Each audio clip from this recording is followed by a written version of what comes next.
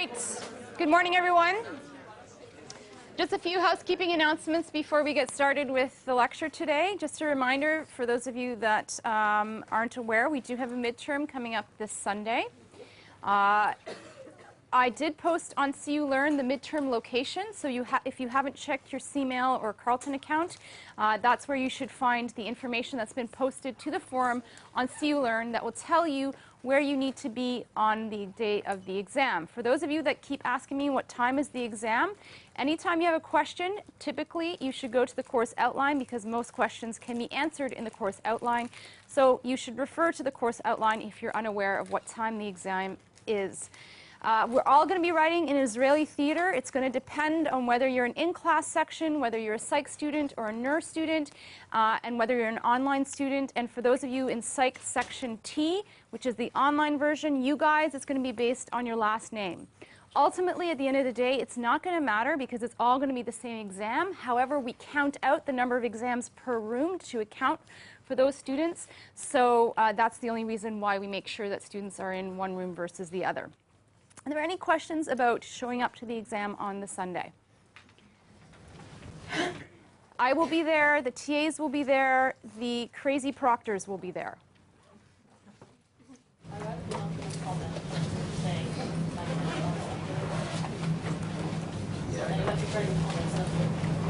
Okay, yeah, so for those of you that are registered with the Paul Menton Center, the Carleton University online people handle all your accommodations, so I have nothing to do with it. So whatever they told you, that's fine by me.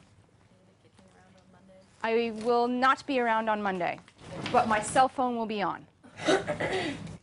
So you can call me anytime, except at 3 a.m.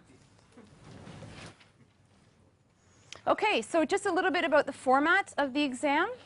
As is outlined in the course outline, you should have already read this, to expect what kind of questions. First of all, there are going to be multiple choice. So you're going to have to bring a pencil because there will be a Scantron. So there'll be 20 multiple choice questions. Each of these will be worth 1 mark.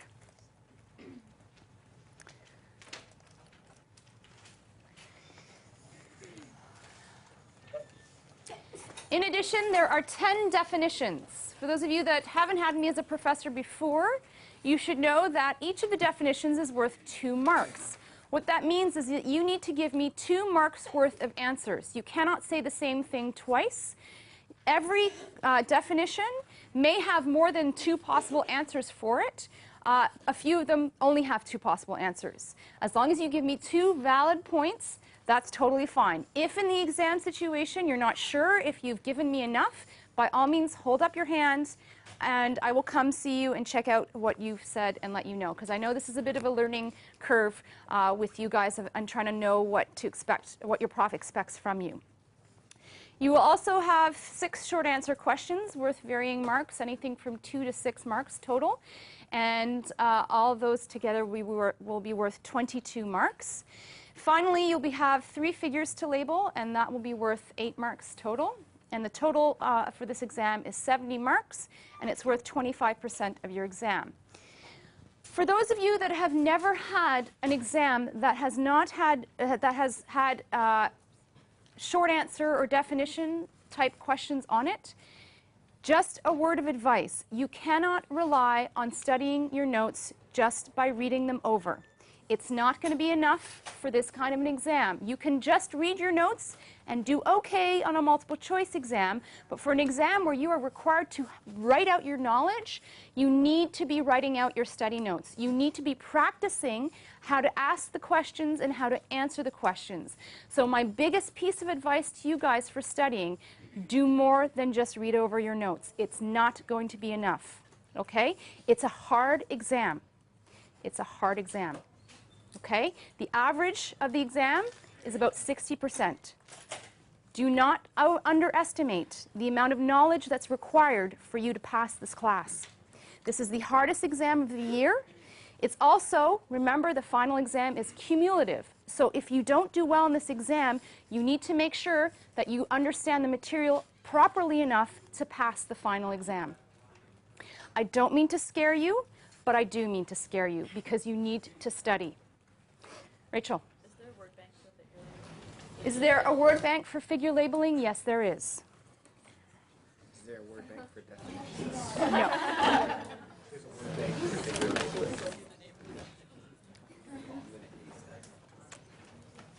Any other questions? Have I struck enough anxiety in you to sufficiently motivate you to study? Good. Okay, moving right along. So I just, in order for me to gather, to ensure that you guys have grasped the material so far, I'm going to have a little bit of a see, learn, pull everywhere question, which is going to be based on the information that we learned last class. So pull out your cell phones or pull out your laptops. And the question is, whether a synapse is excitatory or inhibitory is determined by, is it the number of action potentials that arrive at the synaptic bouton? Is it the size of the calcium current flowing into the synaptic bouton? Is it the type of transmitter released by the presynaptic neuron? Or is it the sensitivity of the postsynaptic membrane? So which of those answers is the best answer? Okay, so not one is right or wrong. They're all to some extent right or wrong, but which is the best answer?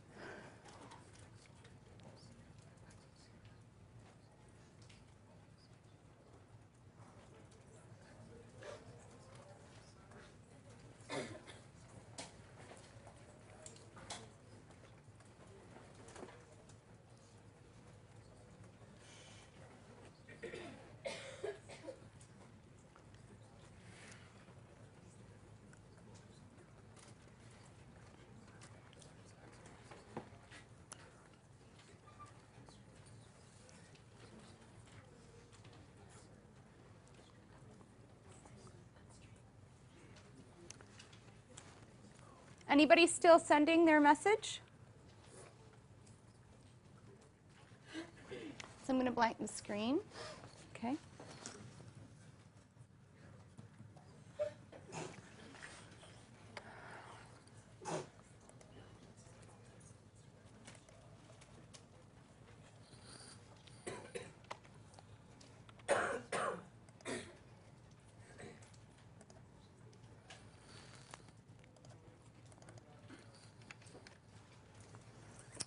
Okay, now talk to your friends and try to convince them that your answer is the right one. I will unblank it. Give me a minute.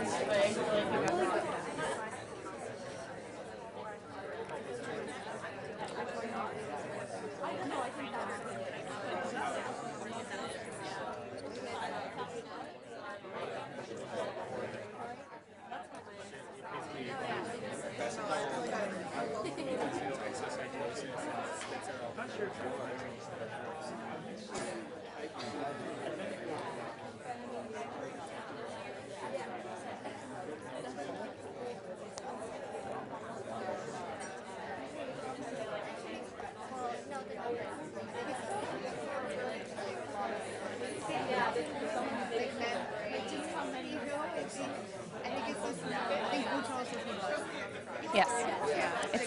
It's the fun word.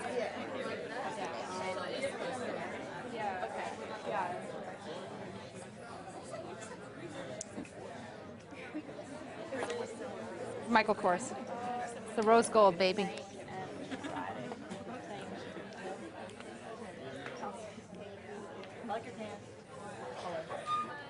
Banana.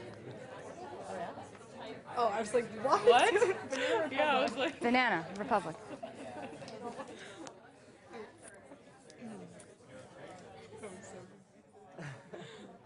It's all good.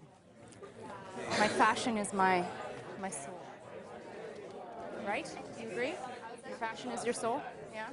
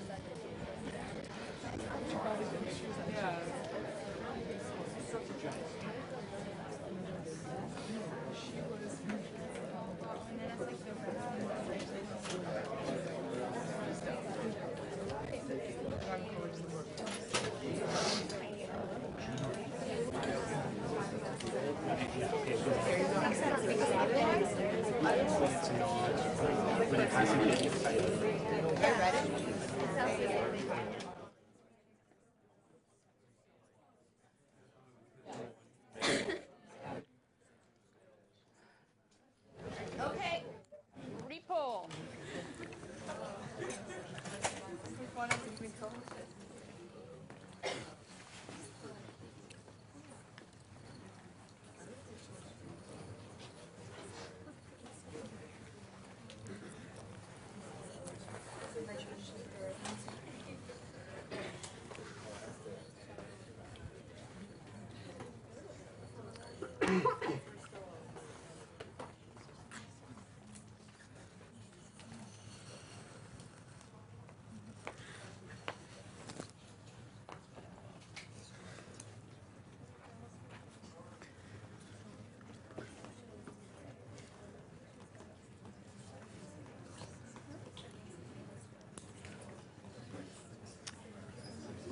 Clearly, there are spelling errors.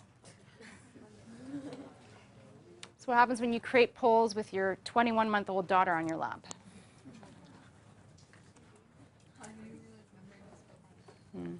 And synaptic. But Bhutan is Bhutan. That's the actual word. It's button.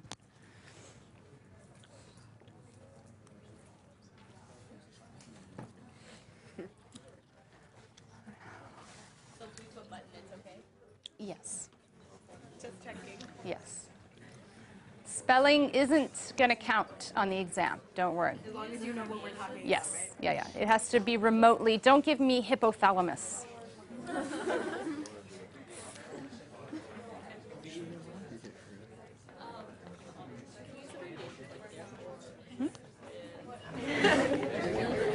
Oh yeah, but like. Yeah. Aren't you on the computer? No, I.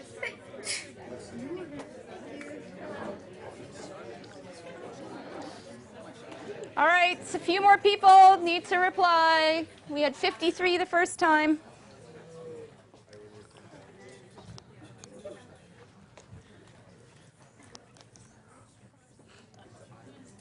Excellent. Very good.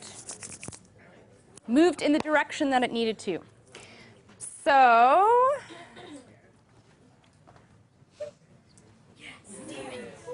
woo! So we have definitely a small minority that are sticking with number of action potentials arriving at the synaptic Bhutan. Can anybody explain why that answer would be wrong? Why is that answer wrong? Isn't that frequency? Yes, exactly. Somebody's changing. Yeah. The number of action potentials is That's right. It's related to the intensity of the signal, not the direction of the signal. So the direction of the signal, whether it's excitatory or inhibitory, is mainly based on the neurotransmitter binding to that receptor. So there is that critical piece that is, of course, missing, that yes, it does depend mostly on the neurotransmitter that's being released, but it also depends on which postsynaptic receptor it binds to, because dopamine can bind to inhibitory or excitatory postsynaptic receptors, right? So well done.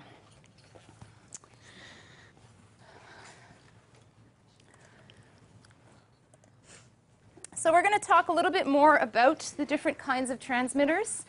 We're not going to be able to talk about all of them. I think my thing is dying.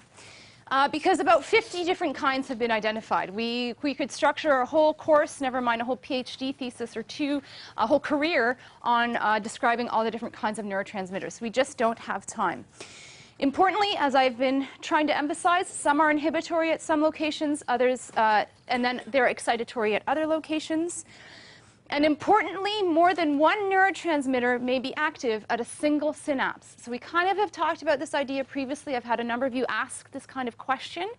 But because a single synapse, yes, we can have one input from a presynaptic neuron, but remember, we can have other inputs coming into that same synapse that can influence whether neuron A excites neuron B. Right? And I did have a student ask me this question when we were talking about presynaptic inhibition, I believe. Also, you should know that there's no simple one-to-one relationship between a single neurotransmitter and behavior. So it's not that dopamine does X, and it's not that serotonin does Y. Each of the neurotransmitters have very broad actions on the nervous system, and as such, a number of different neurotransmitters may be involved in the same behavior. An example of that, and we'll talk about this, one of the most confusing, in my opinion, functions to understand is sleep. And sleep involves an orchestra of a number of different neurotransmitters. So there's no one-to-one relationship between neurotransmitter and behavior. Importantly as well, in the nervous system, how we were able to determine whether something is actually a neurotransmitter, because there are a number of different chemicals or small molecules that are in the nervous system at a given time point. But there are important criteria that need to be met before we can say, yes, this is a neurotransmitter. First of all, it must be synthesized in the neuron or otherwise present in it. So it needs to be found in that neuron. Number two, when it's active, remember, due to that action potential, we must see the release of that neurotransmitter into the synapse. So the neuron is active, the chemical must be released and produce a response at some target. Thirdly, the same response must be obtained when the chemical is experimentally placed on the target. So say that the dopamine is released and it produces a motor behavior. We need to ensure that if dopamine is responsible for producing that motor behavior, if we manipulate it experimentally to artificially produce dopamine at that nerve terminal, will it then also lead to that same behavior? Okay, because then that is further evidence to support the fact that that neurotransmitter is key in mediating that behavior. And finally, there must be a mechanism to exist to remove the chemical from its site of action after the work has been done. And we talked about those mechanisms last class: enzymatic degradation, reuptake, diffusion away from the receptor, for example. Okay? So this is, again, all from your textbook. I'm going to very, very briefly describe some of the neurotransmitter systems out there. Certainly, if you go on to take future classes in neuroscience, either the 3200 Neuroscience Seminar or the Drugs and Behavior class with me next term. Who's with me? Anyone? Yeah! It's going to be fun. It's going to be exciting. We're going to talk about drugs. But there are three broad categories of neurotransmitters. First of all, they're the small molecule neurotransmitters, the peptide, and the transmitter gases. So I'm going to talk about each of these very, very briefly in turn. So first of all, the small molecule neurotransmitters. This is the class of neurotransmitters you've probably heard of before and you learned about in Psych 100. They're very fast-acting neurotransmitters, meaning when they are released in the synapse, they quickly bind to the receptor and then are quickly inactivated, and their effects are very brief. It's going to be annoying. Why there's pictures of food in the background is because most of these small molecule neurotransmitters are synthesized. Their precursors are derived from food sources. This is why it's important to have a really good, healthy, varied diet, because a lot of the critical or essential amino acids we get from our foods, and they are essentially the precursors to some of these neurotransmitters. So examples of the small molecule neurotransmitters: acetylcholine. And I've shown in brackets typically what is the short form for that neurotransmitter. So acetylcholine is often capital A, capital C, small h. You'll recall that I talked about acetylcholine a few times. It was one of the first transmitter substances to be identified, both in the central and peripheral nervous system. It's found at the neuromuscular junction, so it's responsible for most of our motor behavior. We'll learn a lot more about acetylcholine in the chapter on dementia and aging, because it's thought to be that the cholinergic system is the one that degenerates when we, in things like Alzheimer's disease. The amines, often known as the monoamines or the indolamines, meaning mono one amine, so they have one amine group in their molecular structure. So you've heard probably of dopamine, or DA. You've probably heard about norepinephrine, NE, and epinephrine, EP. They are the same thing as noradrenaline and adrenaline. It's just one is UK terminology and one is US terminology. So I'm sure we've all heard about the adrenaline. We hear how adrenaline is increased when we are in that fight or flight response or when we're really excited. It's the same thing as epinephrine. So you recall that those are the two major neurotransmitter systems in that peripheral nervous system, so in those parasympathetic and sympathetic nerve terminals, right? And finally, serotonin, which is an amine, but it's not a monoamine. It's what's called an indolamine.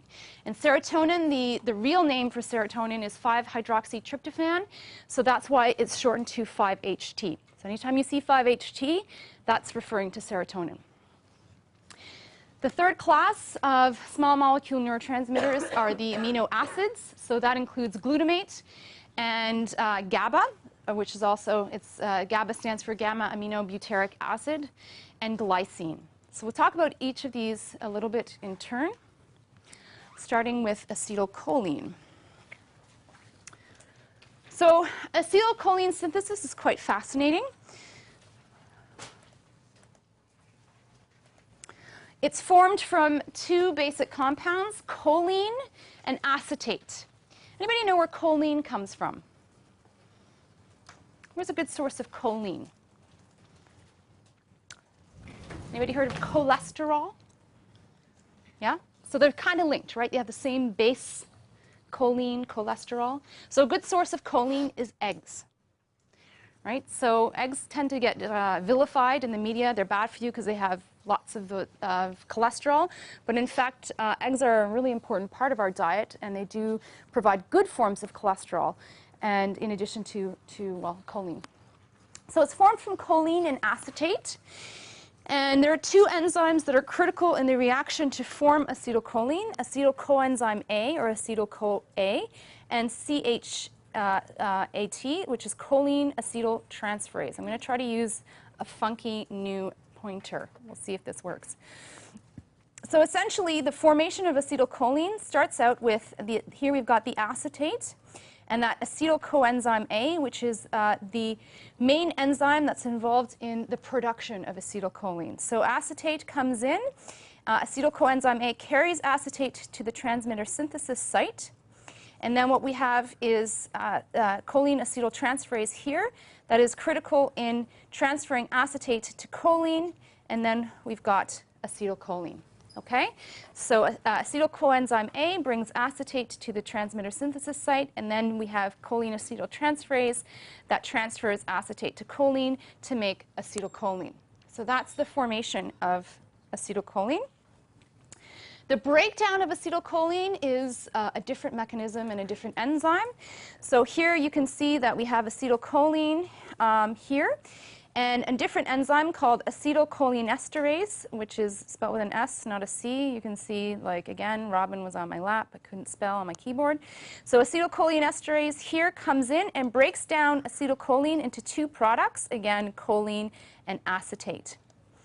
And again, these products can be, products of the breakdown can be brought back and reused. So again, some recycling going on in the nervous system. We break it down into its constituent parts, which can be reused to reform acetylcholine. So remember I said that acetylcholine is thought to be the neurotransmitter system that degrades in dementias like Alzheimer's disease. One of the treatments for Alzheimer's disease is actually manipulating acetylcholinesterase. So they're the acetylcholinesterase inhibitors, because if we inhibit the enzyme that breaks down acetylcholine, that means more acetylcholine can be present in the synapse. So the very little neurons that are left in patients that have Alzheimer's disease can still manufacture and maintain a lot of the acetylcholine. Okay, so the acetylcholinesterase inhibitors are a class of drugs that are used to treat Alzheimer's disease. So with regard to the synthesis of the amines, they all start, the monoamines are all formed from a common precursor, a common amino acid, and that's called tyrosine. So you can see in the figure here, tyrosine is further, with the assistance of an enzyme, it is further transformed into something known as L-DOPA. And then another enzyme comes in and converts L-DOPA into dopamine. Yet another enzyme converts dopamine into norepinephrine, and another enzyme converts norepinephrine into epinephrine. So you can imagine that without enough source of tyrosine in our diets, we won't be able to make any of those monoamines, right? And importantly, for those of you that have taken classes in chemistry, you probably have learned the idea of a rate-limiting step. And that's a particular step during a chemical reaction of which, if an enzyme is in limited supply, it will slow down the whole reaction, right? And in this reaction from tyrosine to epinephrine, the rate-limiting step is tyrosine hydroxylase, which is the enzyme that converts tyrosine to L-DOPA. We don't have a lot of TH, as it's called, and as such, this is the rate-limiting step in this reaction. And again, interestingly, dopamine is thought to be one of the neurotransmitters that's implicated in Parkinson's disease, which is a neurodegenerative disorder that involves loss of muscular control. And the degradation of the dopamine neurons is thought to be responsible for this condition. And what's used to treat Parkinson's disease is L-DOPA. So if you artificially give, it's called levodopa, L-DOPA to the patient, that, again, you're bypassing that rate-limiting step of tyrosine hydroxylase, and you're providing that precursor to dopamine, so dopamine can be formed in the remaining populations of dopamine neurons. If anybody has heard of the movie Awakenings with Oliver Sacks, it's based on his book. I highly recommend, and if any of you are interested in Parkinson's disease, neuroscience, because it talks about the story of the guy who discovered the use of L-DOPA in treating Parkinsonian patients.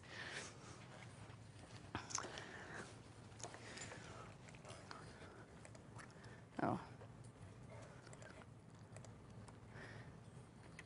So as the monoamines are synthesized from the amino acid tyrosine, serotonin instead is synthesized from a different amino acid known as tryptophan. So tryptophan is critical for us to manufacture 5-hydroxytryptophan, which is serotonin. It's a little bit about the amino acid transmitters. As I mentioned, they're glutamate, GABA, and glycine. Here is a figure reproduced from your textbook showing the chemical molecular breakdown of glutamate. Ugh. So for those of you, I think I've mentioned this before, glutamate is the principal excitatory neurotransmitter in the central nervous system. So when glutamate is released at that presynaptic nerve terminal into the synaptic cleft, every single receptor that it binds to has an excitatory action. So it's going to be responsible for producing excitatory postsynaptic potentials. So when glutamate is released, excitatory response in the nervous system. The receptors that bind glutamate are something known as NMDA, which we'll learn about at the end of this lecture, AMPA, kainate, and another receptor that's called the metabotropic glutamate receptor. Remember, the metabotropic receptors are a different class of receptors. So the NMDA are also metabotropic, the AMPA are ionotropic, and the kainate receptor is ionotropic. So you're going to have different actions depending on whether it binds to one of those metabotropic or ionotropic receptors. What you should also know is that glutamate is heavily involved in the process of learning and memory. So glutamate is critical, as you'll learn towards the end of today's lecture, for that process of synaptic wiring together. So when we learn about things in our environment, when our body learns to do things, glutamate is there. It's also implicated in addiction, as is dopamine. If anybody has ever heard of MSG, if you've eaten Chinese food, you probably have heard about MSG. Anybody know what it stands for? Monosodium glutamate. So it is a form, monosodium glutamate resembles glutamate at the level of its chemical profile. And as such, it binds to those glutamatergic receptors. So there was some suspicion back in the 80s when they brought out those Chinese buffets, you know, those all-you-could-eat buffets, and people would go crazy, and they'd eat like Chinese food for 5 hours. And then there are some reports in the media that some of these people were getting MSG sickness, ringing in their ears, trembling, heart rate increase. And so this is why you'll see a lot of Chinese food is now labeled where they have no MSG, because of these fears of the fact that too much MSG could result in overexcitement of the central nervous system, right? Because it's binding to those glutamatergic receptors, which are excitatory. In extreme cases, this can lead to seizures and death. In fact, this was much later proved to be a bit of an overblown media sensation. There are a few people, like a small proportion of the population, that have MSG sensitivity. And in those individuals, if they consume 5 hours worth of Chinese buffet, they will indeed have some glutamate excitotoxicity. But for the great majority of us, we could cow down for 5 hours and be totally fine. So don't worry about your MSG consumption, although there is a lot of sodium, which is bad for your health anyway. So that's a little bit about glutamate. Again, because glutamate is the principal neurotransmitter that's involved in excitation of the nervous system, you can have excitotoxicity. And this is what happens if you have neuronal injuries, such as stroke. What happens in that situation is that if you have blood loss to various neurons in the brain, those neurons, in response to that blood loss, will release a ton of glutamate into the synapse, and that will overstimulate the postsynaptic neurons and cause seizures and strokes, seizures and death. So there's a lot of work being done to look at how to prevent this mechanism from happening when people do have strokes. So this is thought to be what would happen when people ate too much MSG, but it was actually quite false. You need to consume way toxic levels. Yeah? Does that suggest that it would be a good idea to eat MSG-loaded food when we're studying for the midterm coming up? So should you go out and eat Chinese buffet? Sure, yeah. Go for it. Yeah. You know what? Oh, yeah. You do it, and we'll see how your exam is, and we'll report it to the class. Hey, Dave, let's go. Okay. Well, wait, who's our control group? Who wants to Sushi? Sushi? Sushi control group. There we go. All right. Excellent. So GABA is the kind of cousin to glutamate, in that it's formed from glutamate, as you can see from this reaction here that's illustrated on the slide. It is formed from glutamate. The only difference is it lasts that carboxyl group, whereas glutamate is excitatory, GABA is inhibitory. So I think I mentioned to you guys at one point that the majority of our neurons in our brain are GABAergic. There's like 50% plus of these neurons, right? Because it's really important to inhibit functions and inhibit behaviors. Otherwise, we'd be flailing around and singing and swearing and doing all sorts of inappropriate things, right? So GABA is the main inhibitory neurotransmitter. It is synthesized from glutamate. There are a number of different receptors that bind GABA, including the GABA A, the GABA B, and the GABA C. The GABA A is a fast ionotropic receptor, and it permits the flow of chloride into the cell. GABA B is much slower. It's a metabotropic receptor. And GABA C is thought to potentially exist. There's some controversy about this, but more so in the spinal cord. And it's also an ionotropic and chloride channel. Importantly, all of them have inhibitory function.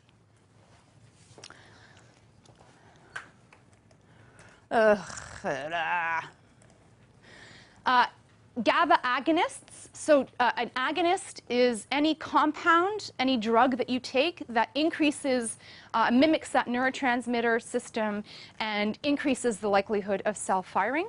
So GABA agonists, things that normally will permit the flow of GABA into the synapse, are all very potent tranquilizers, i.e. they make you sleepy, and also some of them are anti-anxiety agents, right? Because what happens is that if we amplify the GABA signal, we're amplifying the inhibition on the central nervous system, right? So that's why taking these drugs is thought to really help with the reduction of anxiety. An example of that is Valium.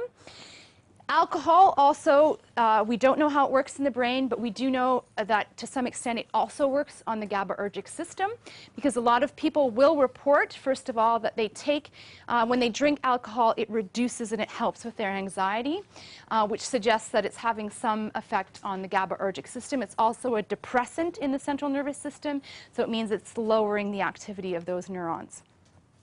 Is there a question? Yeah? Doesn't it stimulate reuptake receptors with GABA? Alcohol stimulate the reuptake. It's not known the mechanism as yet.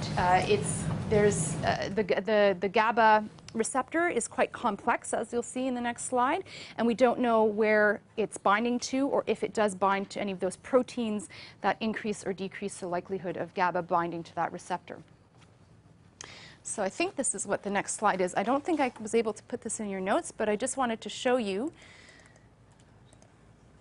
This is what the GABA receptor looks like. It looks like a little flower. So it's sitting on the cell membrane there, and you can see there's a number of different binding sites.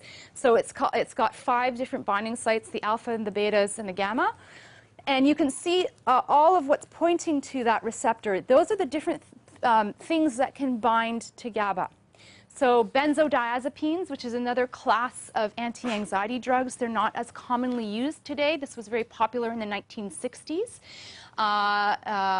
Volatile anesthetics, things that put you to sleep.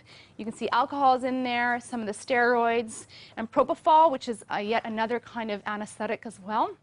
So it's a very complex receptor. Ultimately, anything that binds to it is going to promote the flow of GABA or the binding of GABA, and will also really reduce activity in the central nervous system. So the peptide transmitters. Neuropeptides are essentially a multifunctional chain of amino acids that can act like neurotransmitters. The difference is that while they are synthesized from the mRNA on instructions from the cell's DNA, they do not bind to ion channels. Okay, so that's one of the main differences between neuropeptides and neurotransmitters. So they don't have effects directly on the voltage of the postsynaptic membrane. How would they be working then if they're not binding to ion channels?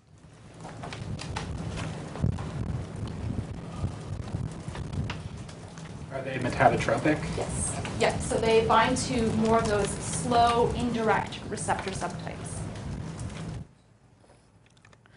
So examples of peptide neurotransmitters include things like the opioids. This is why I have puppies in the background here. So opioids are things like heroin, oxycodone, any of those drugs that are abused and also treated, used to treat pain.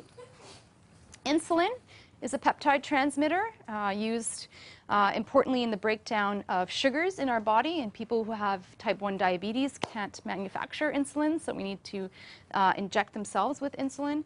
And corticosteroids, which are anti-inflammatory agents that are often used to treat things like rheumatoid arthritis or any other inflammation, skin rashes.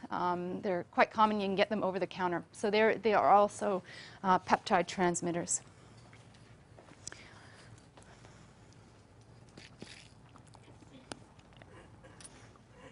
The last group of transmitters are the transmitter gases. We don't really know that much about them. You're probably not going to learn a ton about them beyond this course. But essentially, they're small molecules that, again, don't bind to a receptor. Rather, they diffuse directly because they're small, so they can diffuse directly from the extracellular fluid directly into the cell.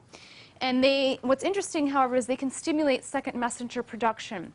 So they don't need to bind to those metabotropic receptors to initiate that second messenger cascade inside the cell. They can also act as retrograde transmitters. What that means is that if they're around in the synapse, they can go back to the presynaptic neuron and influence the presynaptic neuron's firing. So say it's a dopamine neuron or a 5-HT neuron, these transmitter gases can influence the dopamine or serotonin from being released. So they can interact with these other transmitter systems. They're synthesized in the cell as needed, and examples include nitric oxide or carbon monoxide. So we hear about carbon monoxide, the silent killer. Well, it's in your brain. So CO and NO are used as transmitters in the brain. And for those of you that can't see this, if you probably have heard of nitric oxide, you get it, it's like laughing gas. So if anybody's ever gone to the dentist, occasionally they'll use it. They'll put the mask on and give you nitric oxide, and it makes you kind of giddy and not remember all the pain that you go through. But this is an ad from like the 1800s. Living Made Easy, prescription for scolding wives. So you can see he's holding his wife down and forcing laughing gas on her. Awesome. And this woman here is clearly, she's high as a kite. She's like, ho, ho, ho, I don't care. It's all good. So, yeah. Yay for feminism. Sure. So how it can signal as a retrograde transmitter is it can be produced in the presynaptic cell here, manufactured as needed. It diffuses through the membrane. It's not released via exocytosis, nor does it bind to postsynaptic receptors. If it's made, it'll literally diffuse across the synapse and go into the postsynaptic cell. In addition, it's also a mechanism to increase plasticity in the nervous system. So if we're releasing a lot of dopamine from this presynaptic nerve terminal, nitric oxide or carbon monoxide can also signal back to either increase the release or decrease the release of the other transmitter substances. So that in that way, it acts as a retrograde, like back transmitter. So kind of like presynaptic inhibition.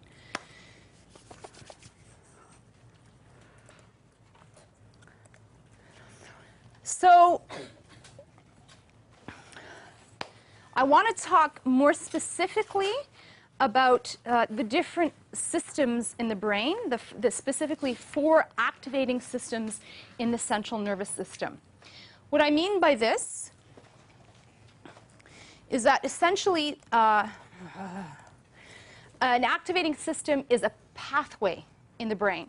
So a neural pathway that starts out with a population of cell bodies and has terminals in a different part of the brain. And these are critical pathways involving and coordinating brain activity. So each pathway involves a single neurotransmitter, but it may synapse on a part of the brain that also receives messages from other activating systems.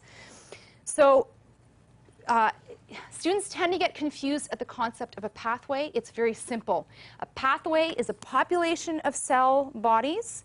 Remember, the cell bodies is what typically manufactures the transmitter substance and then transports it down to the terminal buttons, and where it's released, that's where it has its effect. So the cell body population can be in one part of the brain. The terminal buttons can be in a completely different part of the brain. And that's essentially what is meant by a pathway. So the 4 systems that I want to focus on, again, if you continue on in neuroscience, you will learn about these systems ad nauseum, okay? Specifically in your 3200 and in the drugs and behavior class, you'll learn a lot more about these specific systems. But here today, it's just a general overview, and I don't expect you to know beyond what I've said in these slides, okay? So the cholinergic system, the dopaminergic system, the noradrenergic system, and the serotonergic system. We're going to learn about these pathways because as we travel throughout the course beyond this first midterm, we're going to learn how these different activating systems are involved in different functions of the body, right? Because that's what this whole course is, biological basis of behavior. We're learning the biology, the foundations of the brain, and then we're going to move along and learn about what they do in terms of, are they involved in sleep? Are they involved in eating? Are they involved in emotions, etc.? Okay? So just a little bit of neuroanatomy here. Don't get too overwhelmed. First of all, little primer, little who's been studying. What kind of view of the brain is this? Sagittal. Excellent. Everybody gets 100% on the exam.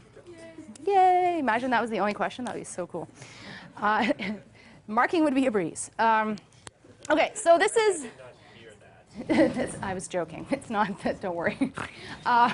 He's like, oh my God, I missed the one exam question. No. Right, so this is a sagittal section of the brain, so where it's as though I've made a cut immediately into the middle of my brain between my 2 ears. So I'm looking medial in the brain, so right in the middle.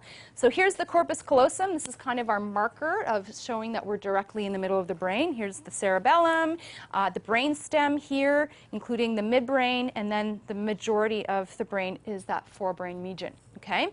So the cholinergic system uses acetylcholine as a transmitter substance.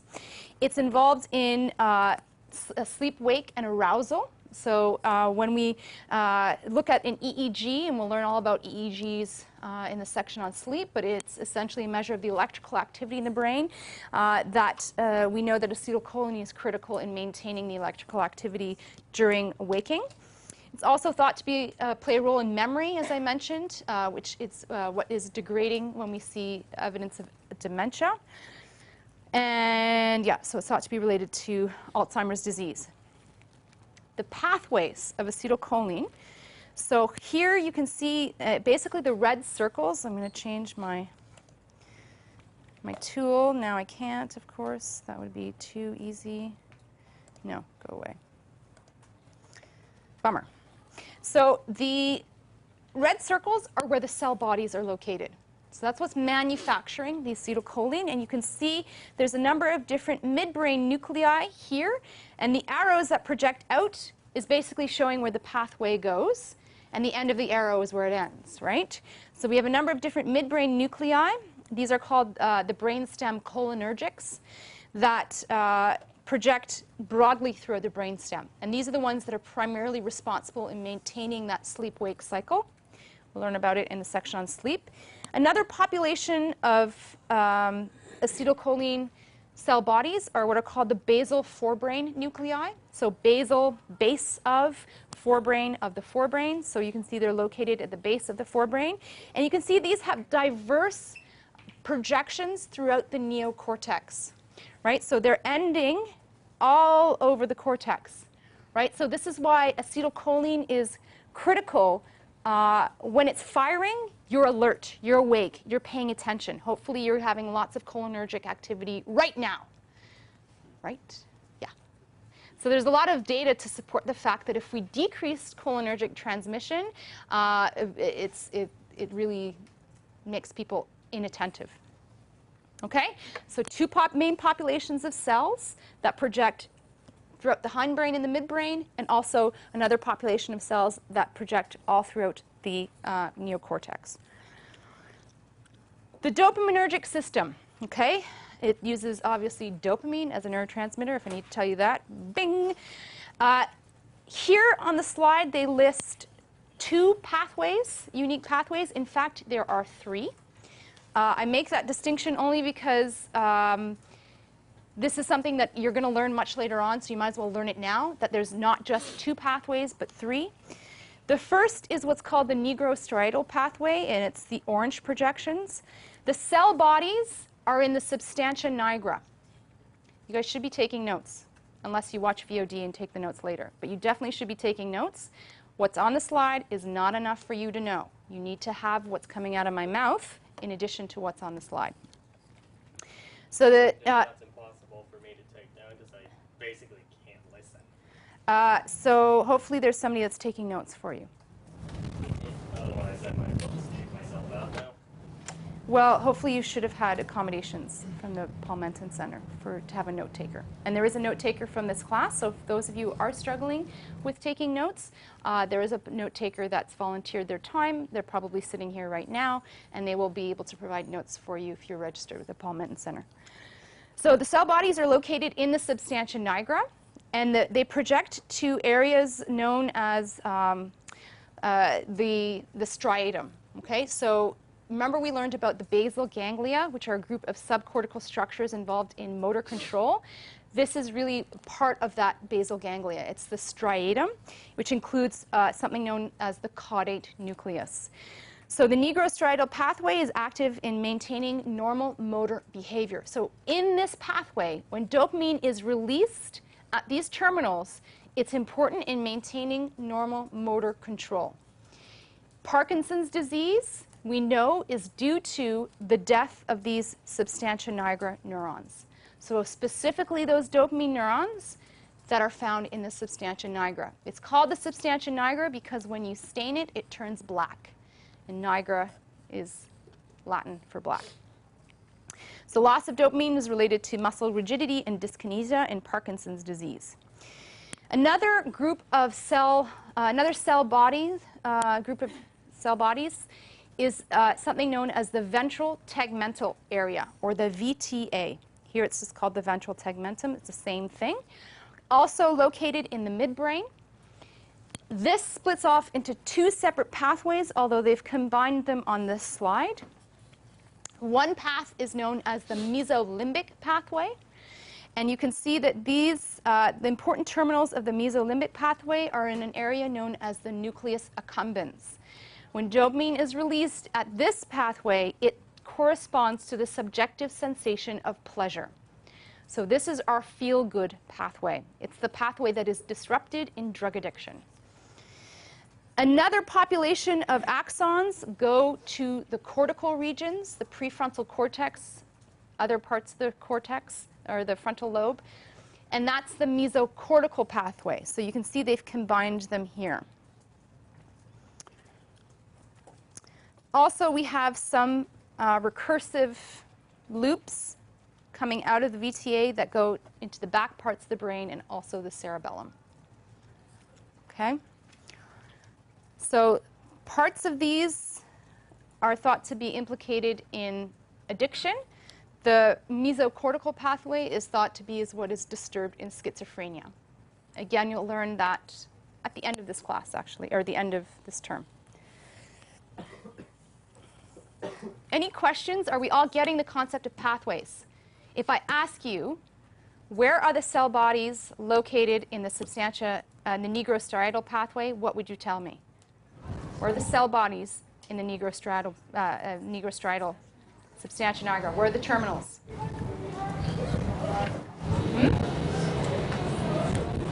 Caudate nucleus. I would also accept parts of the basal ganglia or the striatum. Question? I have a question. I know that diagram is in the textbook, right? Yes. What you just said, the additional information, will we find it in the textbook as well, or? I'm gonna say no. It might be in the written captions, the written portion that talks about these. It might say that there is that mesocortical projection, but I haven't looked in a while. Yeah. Mm. How do you spell striatum? How do you spell striatum? One more thing is, Hold on, I'm just going to take some other students that have their hands up. Striatum, okay? So it's actually split into the dorsal and the ventral. Remember, ventral towards the stomach, dorsal towards the spine. So the ventral portion is lower than the dorsal portion. It's the dorsal portion of the striatum that we have the substantia nigra projecting to.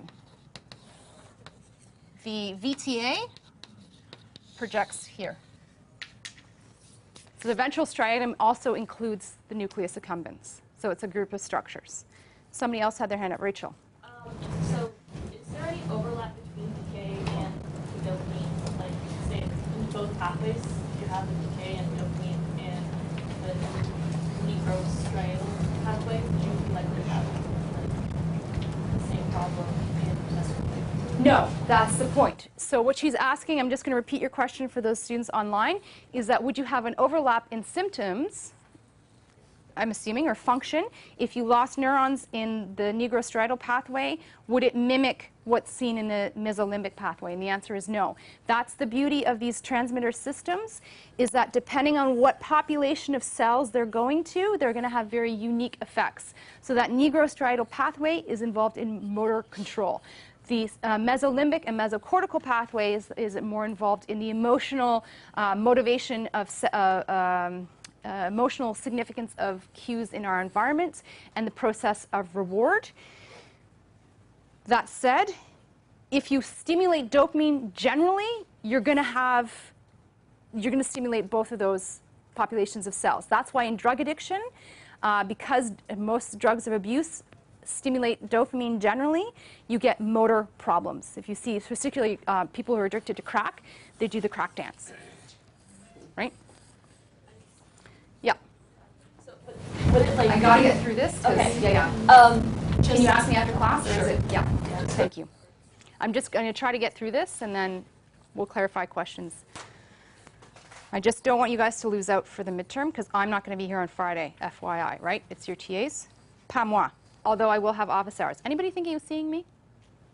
No, there's no class Friday. There is class, but I won't be leading it. It'll be the TAs. Anybody come in my office hours on Friday? Yeah? Maybe? Cool. Okay. Just so I get a sense. Third system is the neuroadrenergic system, which uses norepinephrine as a transmitter system. This is generally involved in maintaining emotional tone. Although decreases in norepinephrine activity are thought to be partially what mediates depression, right? We've heard about serotonin. It's also noradrenaline or norepinephrine. And increases are thought to be lead to mania. So if you've heard about manic depression, when you go from really, really crazy high moods to really, really low moods, it's thought to be that too much of these amine systems are mania, too little is depression. So the cell bodies for norepinephrine are found mainly in, again, a population of cells that are found in the back part of the brain called the locus ceruleus. And no, I don't expect you to spell that. It's really confusing. But just know, try your best. Locus ceruleus. And these project broadly throughout the brain, again, into the cerebellum, back into the hindbrain, and then diverse areas of the midbrain and parts of the forebrain. So it's pretty broad, pretty widespread. Finally, the serotonergic system, which uses serotonin as its neurotransmitter substance. It's involved in a whole schwack of things. It's involved in maintaining your wakeful state, so you'll see that a lot in the section on sleep. It's thought to be involved in a number of different mental disorders, including depression, obsessive-compulsive disorder, the tics that we see in Tourette's, thank you, and also partially in schizophrenia. And interestingly, there's some suggestion that abnormalities in these serotonergic systems in the brainstem are thought to be what mediates sudden infant death syndrome and also sleep apnea. We'll talk about sleep apnea on the section on sleep, but it's essentially what happens when you stop breathing while you're asleep and the body is trying to wake yourself up. It's quite of a debilitating disorder. So there's a number of different nuclei that are in the brainstem that have serotonin, that manufacture serotonin. They're called the raphe nuclei. And again, they project broadly. They pretty much go everywhere. Back part of the brain, cerebellum, all parts of the forebrain. Okay, so you can see that the great majority of these systems are quite diverse and widespread throughout the brain, but depending on where they land, they're going to mediate different aspects of behavior.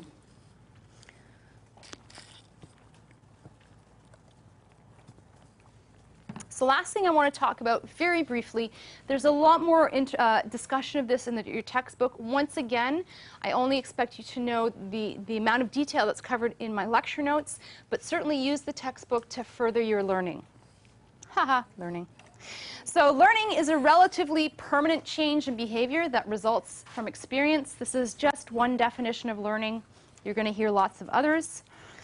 But essentially, we're interested in how learning translates to the neural level, right? Every time we learn a new piece of information, every time we learn how to shoot a basketball or play a specific chord on the violin, something is happening at the neuronal level that mediates that learning process. And this is due to a phenomenon known as neuroplasticity. And it is the nervous system's potential for change that enhances its ability to adapt. The system is set up to experience new things and to incorporate the new information into the existing architecture of the nervous system. So neuroplasticity is a critical feature. It is required for learning and memory. Without it, we would be robots. Back to good old Donald Hebb, who was the first neuroscientist to really suggest that something existed in the brain that mediated learning, and that was called the Hebbian synapse. And this is just a quote from his book, The Organization of Behavior, which was published in 1949. When the axon of cell A is near enough to excite cell B, and it repeatedly or persistently takes part in firing it, some growth process or metabolic change takes place in one or both cells, such that A's efficiency as one of the cells firing B is increased. Very, very long-winded, but I'm sure you can get the general kernel of the explanation, which is essentially the fact that what fires together wires together. Ultimately, learning is due to some process that changes at the level of the synapse. Remember, we talked about those metabotropic receptors, which in the face of being bound to a receptor, bound to a neurotransmitter, can make changes, physical conformational changes at that postsynaptic cell, and potentially the presynaptic cell. We can increase the population of postsynaptic receptors. We can increase the likelihood of those receptors binding to the neurotransmitter. This is thought to be what mediates, to some extent, the learning process. So we're going to talk about 3 different forms of learning, 2 simple ones and a much more complex one. And the first is something known as the habituation response. Essentially, we all habituate. It's a general phenomenon of learning, and that is it's a behavior to which the behavior in which a response to a stimulus weakens with repeated stimulus presentations. Okay, so essentially habituation is in the face of repeated stimuli, you eventually stop responding, right? So if I yelled really loud, all of you would startle. If I continued to yell loud, after a while, you'd stop startling, right? You'd habituate to me yelling at you. I'm not going to do that because that's just not fun. How this was first explored was using a model organism.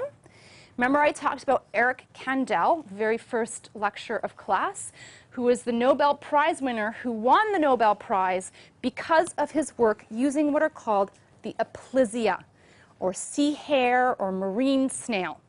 So the aplysia is a very simple model organism. It can be studied because it only has a limited number of synapses. And it has a simple stimulus response behavior that we can study. And one of them is its habituation response, specifically the gill withdrawal response. So let me talk through the behavior first. So this is a picture of the aplysia here. And essentially what happens is that if we spray water on the aplysia, what happens is that its gill will withdraw, right? It doesn't like this. It's like, imagine these animals live in the ocean, right? So they're being constantly pounded by waves. So what happens is if in the face of this water coming into its gill, it's going to withdraw that gill and to prevent the water from coming in.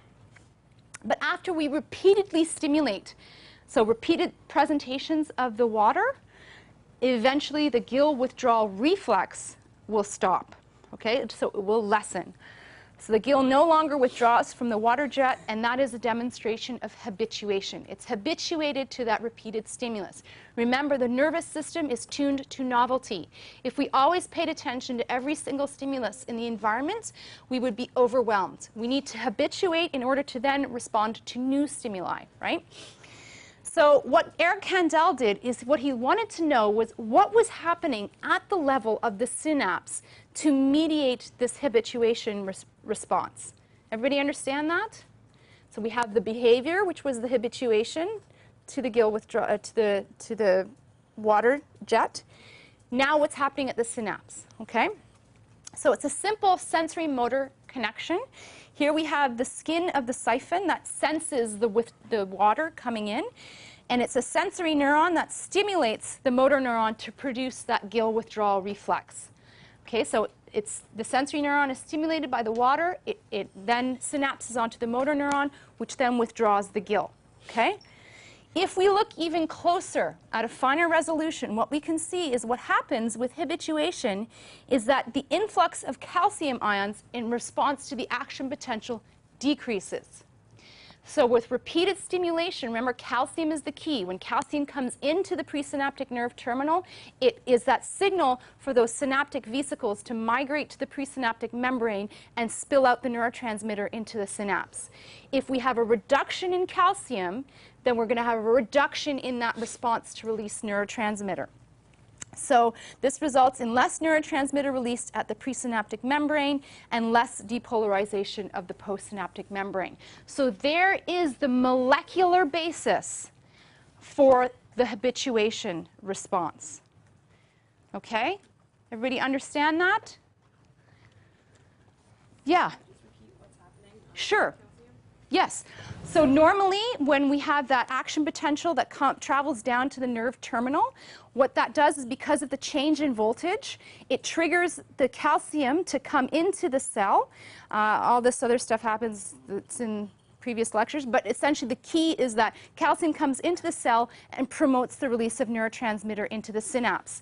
With repeated stimulation, what that's saying is that you need to stop paying attention. This is not important information anymore. So you get a reduction in the amount of calcium that comes into the cell, and therefore a reduction in the amount of neurotransmitter that's released, and a reduction in depolarization, and less of that gill withdrawal reflex.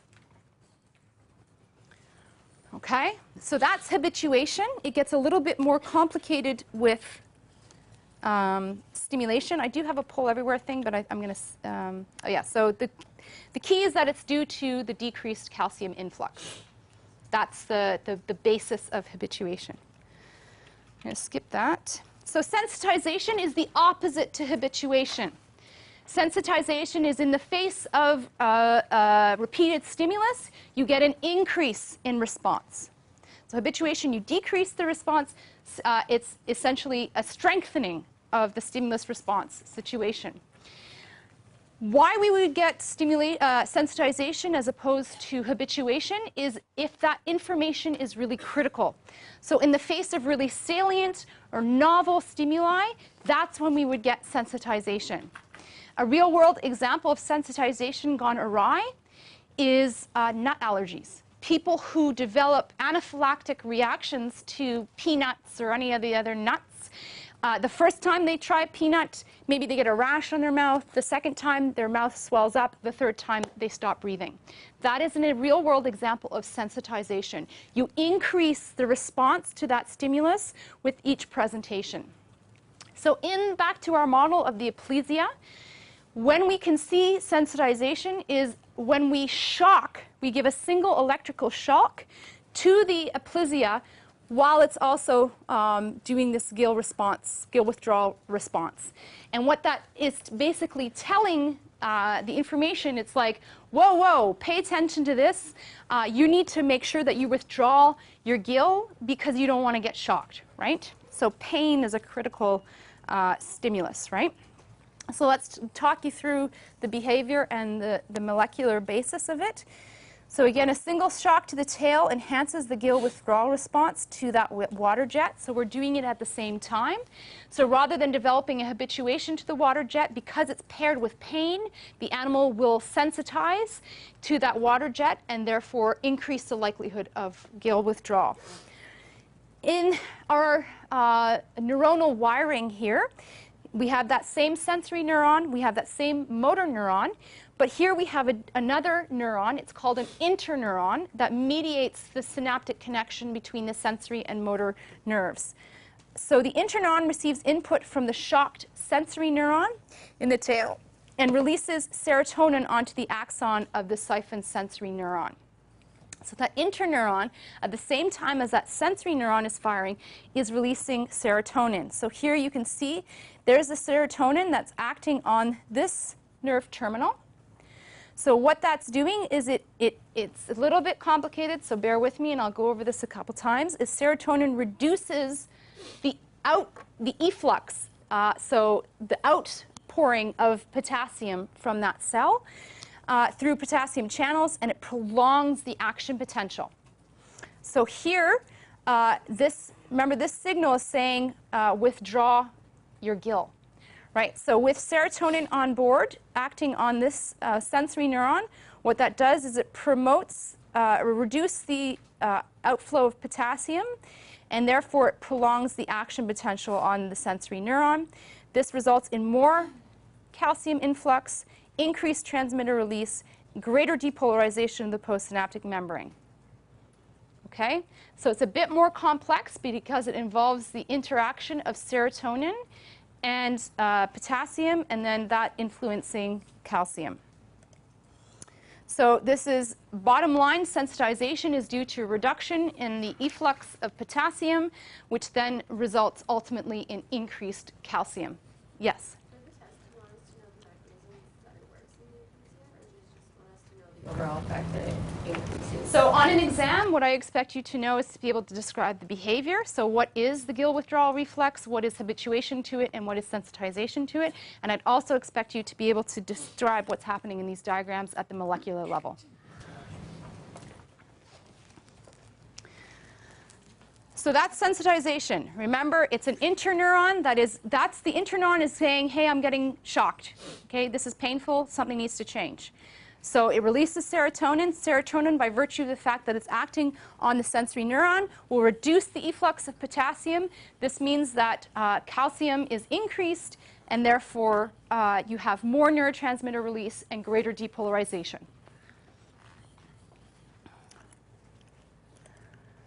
So the last kind of learning, and again, this is, I've tried to teach long-term potentiation at this level, at the second-year level, and I find the students are really not quite there yet. So I've decided to really make this quite simplistic. Again, if you're interested, there's a much greater discussion of LTP in your textbook, and I encourage you to read it if you're interested. But all you need to know is that long-term potentiation is a proposed mechanism to explain a different kind of learning, and that is something known as associative learning. And associative learning is distinguished from sensitization and habituation because each of these only involves a stimulus response. Siphon of the tail, respond on the gill withdrawal. Okay? The associative learning is linking two unrelated stimuli, right? A face and a name. The visual input of a new kind of fruit you've never seen before, and that name. So two previously unrelated stimuli that you are linking together in your brain to elicit a behavioral response. Okay, so you see the difference? Stimulus response, two stimuli response. Okay, so that is associative learning. So long-term potentiation is basically the proposed mechanism. It's theoretical. It's only been demonstrated in other organisms, not necessarily humans. But essentially, it is what's trying to be mimicking that Hebbian synapse. So what happens is that if you, long-term potentiation is in response to stimulation at a synapse, you change the amplitude of the excitatory postsynaptic potential that lasts for hours or days or longer. So in long-term potentiation experiments, all you're doing, let's say, is artificially stimulating this neuron, artificially stimulating it. So you've got an electrode in there and you're promoting it to release neurotransmitter at the same time as you're stimulating this neuron. And over time, with repeated pairing of these two stimuli or two activations, what happens is that now you only need to stimulate this neuron a bit and you get a huge response here. Okay? So that's long-term potentiation. It's thought to be play a part in associative learning. And where it was first demonstrated was in rat hippocampus. So this was done by two experimenters, Bliss and Lomo, back in the 1970s. And it was an ex vivo experiment. So they sliced up the hippocampus of a rat. They put it in a petri dish. And they stimulated two different pathways in the hippocampus. And over time, what you see is an increase in the amplitude of the excitatory postsynaptic potential. So here is the setup. So you're stimulating this presynaptic neuron and you're recording this postsynaptic neuron. So here it's much more simplistic than what I was showing you here. You're only stimulating neuron A and recording neuron B. And what you do is essentially over time, with repeated stimulation, you see an increase in the amplitude of the postsynaptic excitatory postsynaptic potential. So here is a figure that essentially shows this. So what each dot is representing is the amplitude of the excitatory postsynaptic potential in response to 1 week test stimulation. So you're seeing a multiple responses here. And this is the amplitude prior to the experiments. Here's when you're stimulating. And now you can see that the amplitude has increased generally after this stimulation. Okay? So a strong burst of electrical stimulation applied to a presynaptic neuron produces a huge increase in the amplitude of the excitatory postsynaptic potential in the postsynaptic neuron. What exactly is mediating this is something that you would learn in third year, because it does involve, it's quite complex, and it involves glutamate and NMDA receptors and how they change their conformation and increase postsynaptic receptor proliferation, but you're not required to know that for this class. All I expect you to know is define associative learning, define LTP, and be able to briefly describe the experimental setup and what it means to show an enhanced excitatory postsynaptic potential. I think that's, do I have more slides? All right, so I've already kind of talked through this, but basically it suggests that there is physical changes that is occurring at the level of the synapse, and this may relate to everyday learning. This is possibly what mediates neuroplasticity, and that's what Heb was saying. That's all that. So learning is mediated by structural changes at the synapses, and that's what we think is happening with LTP. It's a theoretical phenomenon. We have not demonstrated it in humans. I'll see you potentially Friday if you want to come see me in my office, 1:30 to 3:30. If not, I'll see you Sunday. Oh, sorry, last thing. I'll post this on See You Learn, but the TAs will be having virtual office hours from 7 to 10 p.m. on Saturday night. I'll post the information so you guys can go onto Big Blue Button and have online chats with your TAs. And we can listen to your daughters.